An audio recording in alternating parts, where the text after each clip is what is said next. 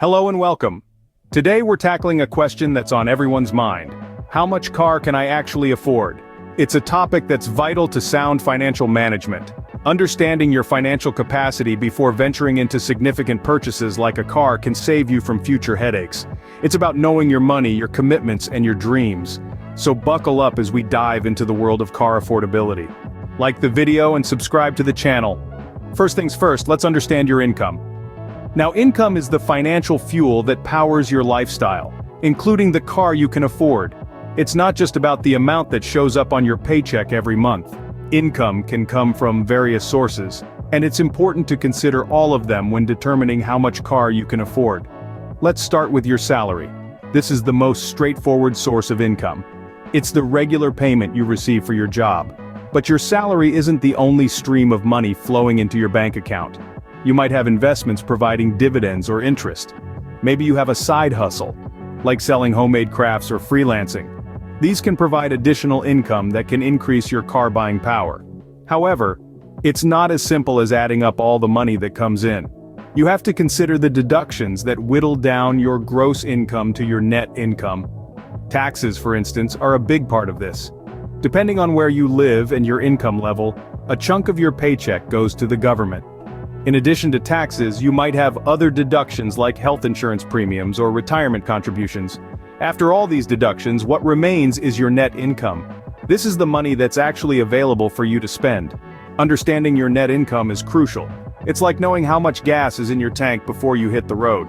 You can't plan a cross-country trip if you only have enough fuel for a quick drive around town. Similarly, you can't plan to buy a luxury car if your net income only allows for a compact car. So take some time to calculate your net income. Add up all your sources of income, subtract your deductions, and you'll have a clear picture of your financial landscape. Knowing your income is the first step towards determining how much car you can afford. Now that you have a grip on your income, let's introduce a popular rule of thumb, the April 10th 20 rule. This rule is a handy tool used by financial experts and savvy car buyers alike to determine how much car you can actually afford. But what does it stand for?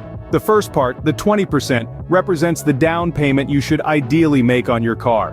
By putting down a fifth of the car's total cost upfront, you're reducing the amount you need to borrow, and consequently, the amount of interest you'll pay over the life of your loan. Moving on to the 4 years. This is the maximum loan term you should aim for. The longer your loan term, the more you end up paying in interest. By sticking to 4 years or less, you keep your total interest payments in check and ensure that you're not still paying off your car long after it's lost its shine. Finally, the 10%. This is the limit on the monthly payment you should be making for your car, including insurance and maintenance costs. By capping your monthly expenditure at 10% of your income, you ensure that your car payments are manageable and don't take up a disproportionate chunk of your budget.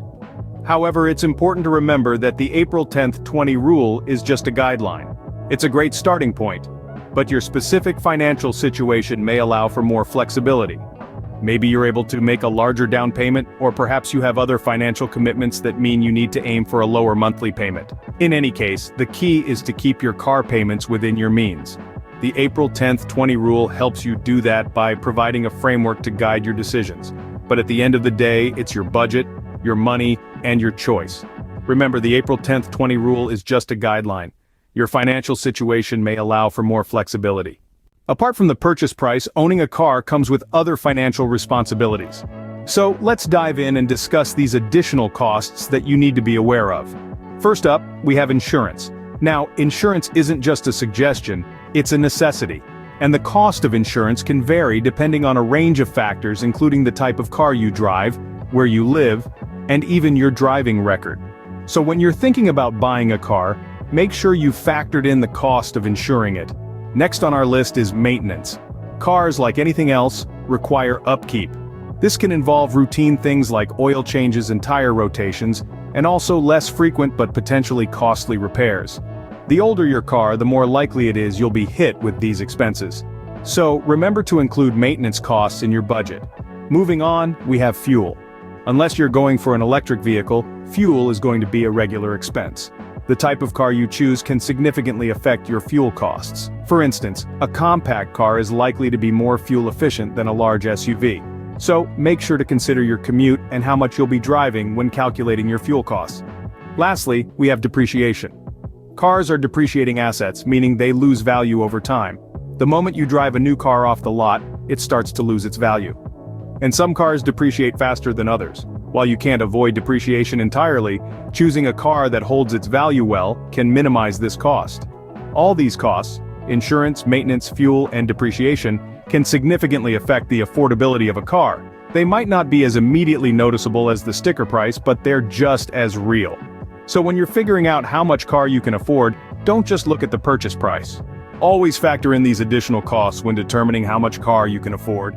Now that we've covered the basics, here are some practical tips for prospective car buyers.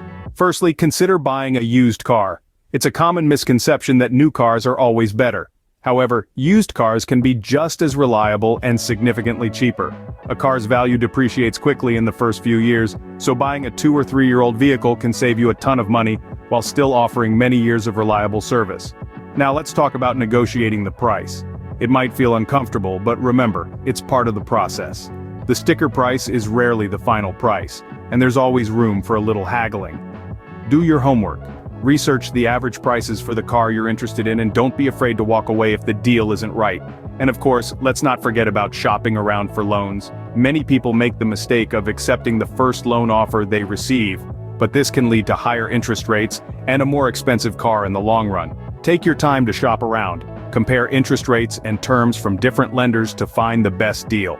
Additionally, it's worth considering the benefits of pre-approved loans. Getting pre-approved for a loan before you start shopping can give you a clear idea of your budget and can strengthen your negotiating position. Finally, don't rush into buying a car. Take your time, assess your needs, and make a decision based on what's best for your financial situation. Remember, a car is a significant investment, and the more thought you put into the process, the more likely you are to make a decision you'll be happy with in the long run. Armed with these tips, you'll be in a better position to buy a car that fits your budget. So, there you have it. A comprehensive guide to figuring out how much car you can actually afford. We've covered understanding your income, applying the April 10th 20 rule, considering additional costs, and heeding practical buying tips. Remember, buying a car is a big decision. Make it wisely. Don't forget to subscribe for more videos on building wealth. Thanks for watching.